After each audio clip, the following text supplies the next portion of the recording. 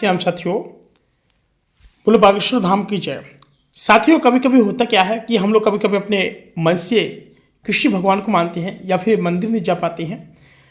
और जो हमारा जो भाव होता है ना, भगवान के प्रति भाव होता है, अगर हम किसी एक स्थान पर, जैसे कभी कभी होता क्या कि कई सारी जगह घंटे बजते हैं, तो काफ़ी सारे लोगों को मैंने देखा है अपनी आंखों से कि वो लोग क्या करते हैं। मैंने बाद में पूछा कि आपने पूजा में शामिल क्यों नहीं हुए, तो बताते हैं कि गुरु जी ऐसा है। जैसे अगर हमारे भगवान जी की जो पूजा हो रही है, तो हम अपने हृदय में उनको भाव से उतार लेते हैं और उससे हम अपनी बात करना शुरू कर देते हैं जब पूजा पाठ होता है। और सबसे बड़ा जो हमारा पूज्य बोलते हैं ना कि सामने तो लोग व्यक्ति आते हैं, वो लोग कहते हैं कि मैंने नहाया नहीं है, मैं टॉयलेट से आया हूँ, मैं ऐसा किया हूँ वैसा किया, मैं पूजा नहीं कर सकता हूँ। नहीं, भगवान आप समझ रहे हैं, आप उनके बेटे हैं, पुत्र हैं।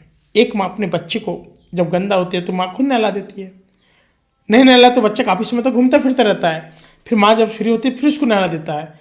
इसी प्रकार से जो हमारी जो माँ होती है, जो मंदिरों में जो बैठी रहती हैं, पूजा पाठ होती है, अर्चना होती है, आप कहीं बैठे हैं, अगर अपनी माँ को याद करेंगे तो क्या माँ नहीं आगे बिल्कुल आती है।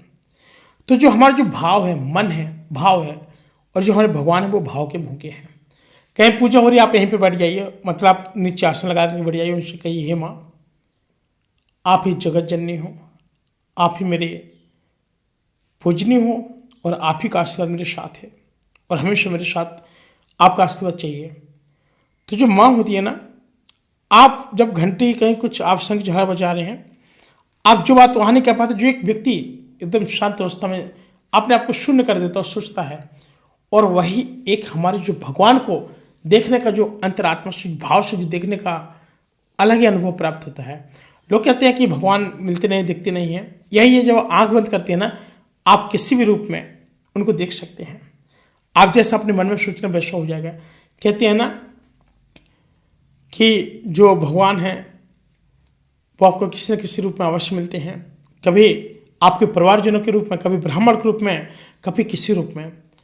और जो हमारे जो भी व्यक्ति अगर मेष राशि है, तो आपको बता दें कि अगर आप काफ़ी समय से परेशान है, तो यानी 26 अक्टूबर के बाद, आपका 26 अक्टूबर से ही इसके बाद आपका जो समय रहने वाला अति उत्तम रहने वाला है। लेकिन आप क्या करते क्या है कि अगर आपको कोई शुभ सूचना प्राप्त होती है, तो आपको उस अपनी शुभ सूचना को किसी के पास आपको शेयर नहीं करना है, कहीं शेयर नहीं करना है। नहीं, अब बताया गया है कि आपका जो कार्य है बहुत अच्छा, एक बहुत बड़ा उछाल देखने को मिलेगा, और आप इच्छा पूर्ति से आप बहुत ज़्यादा प्रसन्न रहेंगे, सारे कार्य आपके सफल होंगे।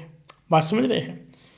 साथ ही बताया गया कि यदि आपको कोई शुभ सूचना मिलती है, तो आप बहुत ज़्यादा प्रसन्न होने के साथ साथ आपके साथ में कोई एक ऐसी जानकारी प्राप्त होगी जो आपको धन में बहुत ज़्यादा वृद्धि देगी। और आपके पास अगर बहुत ज़्यादा पैसा है, अगर आप किसी को पैसा दे रहे हैं, तो आपका जो उधारी है या फिर काफ़ी समय से रुपया फंसा हुआ था, वो भी आपका सारा पैसा मिल जाएगा। किसी प्रकार की कोई भी दूध पीड़ा नहीं होगी। साथ ही फिलहाल आज के इतने मिलती हैं, को नई वीडियो तक के लिए जय श्री राम।